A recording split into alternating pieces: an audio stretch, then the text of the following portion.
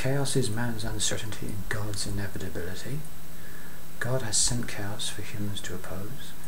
Chaos may be feared but not God. God influences us but in mysterious ways. Chaos ensures the human psyche cannot be mathematized.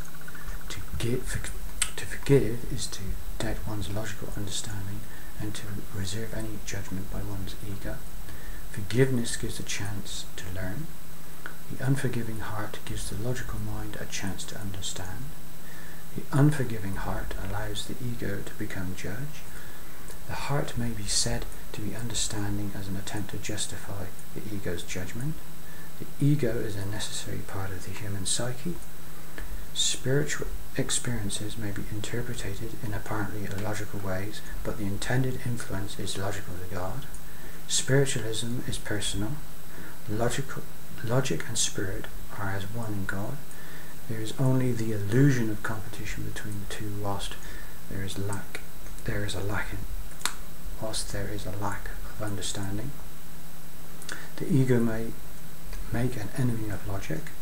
The sovereign individual is a conclusion by the ego and not of the critically thinking mind. I don't believe in heroes or heroines, but I do enjoy being convinced of them. All human acts are selfish and backed by ego. It is largely belief through mind programming that gives them direction. A valuable critical thinker criticizes the pronunciation of words, criticizes the value of thinking. This tends to destroy the pride one has in thinking. I think, therefore I doubt. What does not kill you influences you. Free will is a necessary illusion between one person and another and the environment, but not between one's conscience and God. God is a social contract, otherwise God is incomprehensible. Humans are programmed with a conscience to be good. When one's will and ego backs a conscience, there is no choice but to look up.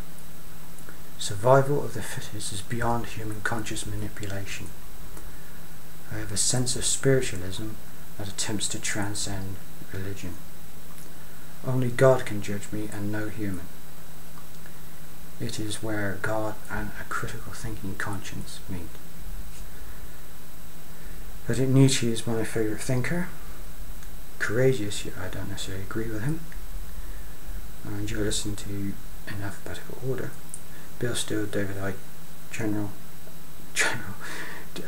Slint, General Slint. Shut up, please. Jim Rogers, Mark Favory, Max Kaiser,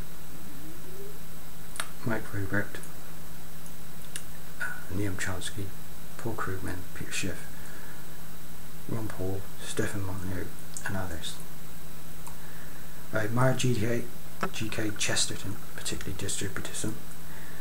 Ayn Rand makes a good personal philosophy, but socially needs to adopt distributism.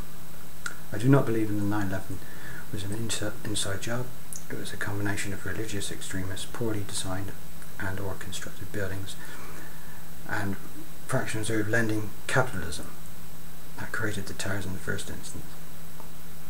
I do not believe in reptilians or the alien seeded humans. I do believe in life elsewhere in the universe, but not that the planet Earth has been visited by it. Most of my life I've been an atheist, but in the last 3 or 4 years I've changed my view. In the same period, had my only profound experience, where I spontaneously dropped to my knees as I felt a oneness with God and everything, crying and all fear gone. The main thrust of my experience lasted about 2 minutes, on par with the best orgasm, but lasted longer. It was a revelation to me, and I ironically repeated the words, "I don't believe it." And finally, a quote: "Power tends to corrupt, and absolute power corrupts absolutely. Great men are almost always bad men." And that's a quote by John Emmerich Edward Dalberg Acton, if I pronounced it correctly. And that's it, basically. Thanks for watching.